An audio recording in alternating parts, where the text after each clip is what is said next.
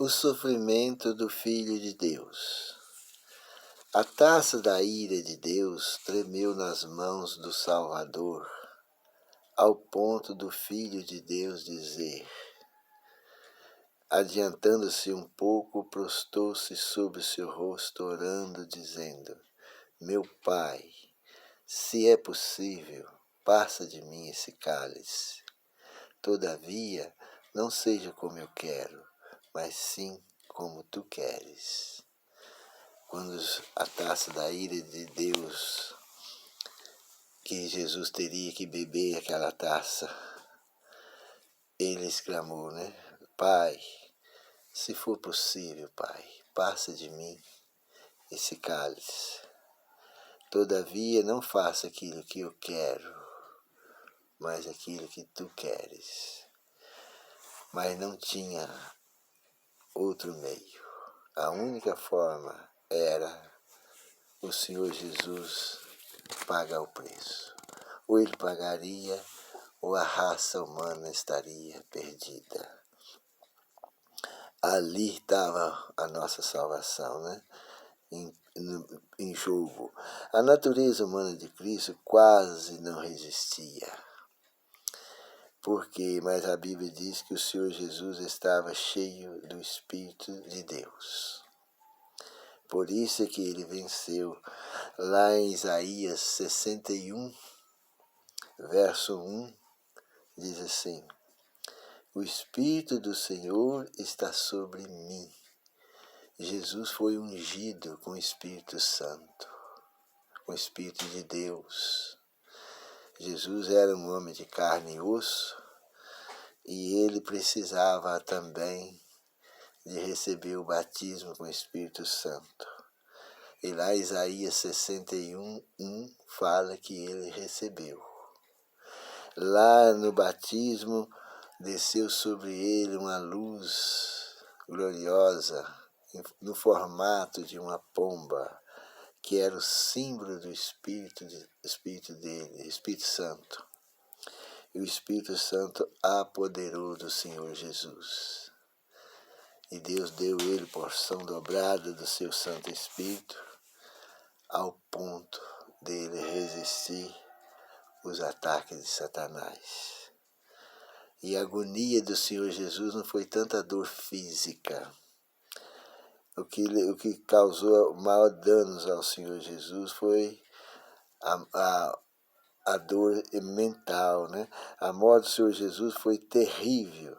Até mesmo a natureza recuou envergonhada. A natureza, o sol se ocultou com a morte, ao ver a agonia do Senhor Jesus. Já quase a hora sexta, e escurecendo-se o sol, houve trevas sobre toda a terra, até a hora nona. Também fala lá no verso 45, e rasgou-se pelo meio o véu do santuário. A natureza estava combatendo, né? Não estava aguentando ver. A natureza inaminada, não é uma coisa que não tem raciocínio, vida, mas a natureza não aguentava ver o sofrimento que estava passando o Filho de Deus, o enviado de Deus. Então Jesus exclamou em alta voz, Pai, nas tuas mãos entrego o meu espírito. E dito isso, expirou. Dito isso, ele morreu. Ali fala que a nossa salvação é pela graça e não de graça. A gente vê, né, pode ver na Bíblia lá, que lá não fala que a nossa salvação é de graça. Ela é pela graça. Pela graça, por quê? Porque a salvação custou um preço muito alto. Muito alto foi o preço da salvação, pago pelo Senhor Jesus. Hoje ficou tão fácil para nós, é só crer e aceitar o sacrifício. Crendo e aceitando, a justiça de Cristo é imputada em nosso favor.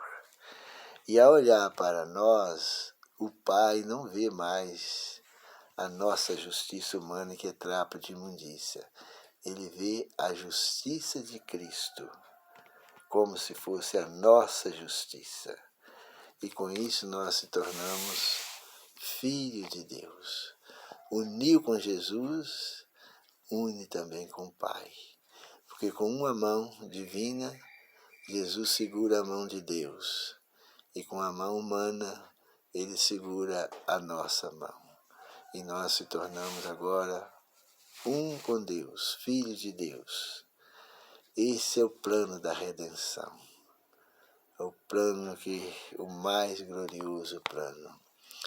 E lá em Isaías 53:11 diz assim: ele verá o fruto do seu penoso trabalho e ficará satisfeito. E Jesus vai ver o fruto do seu penoso trabalho e ficará satisfeito.